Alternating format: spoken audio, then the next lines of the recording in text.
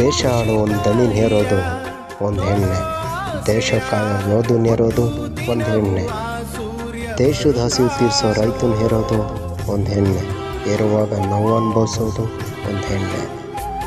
ಆದರೆ ಕೊನೆಗೆ ಯಾರು ಇಲ್ಲದೆ ಅನಾಥರಂತೆ ಅನ್ನ ತಿಂತ, ಹಸುವಲ್ಲೂ ನೋವು ತಿಂತ, ತಮ್ಮವ್ರ ಬಗ್ಗೆ ಯೋಚನೆ ಮಾಡೋದು ಕೂಡ ಒಂದು ಹೆಣ್ಣೆ.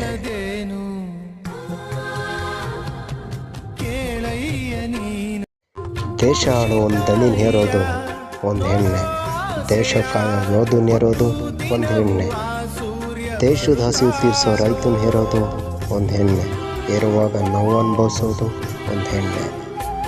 ಆದರೆ ಕೊನೆಗೆ ಯಾರು ಇಲ್ಲದೆ ಅನಾಥರಂತೆ ಅನ್ನ ತಿಂತ, ಹಸುವಲ್ಲೂ ನೋವು ತಿಂತ, ತಮ್ಮವ್ರ ಬಗ್ಗೆ ಯೋಚನೆ ಮಾಡೋದು ಕೂಡ ಒಂದು ಹೆಣ್ಣೆ.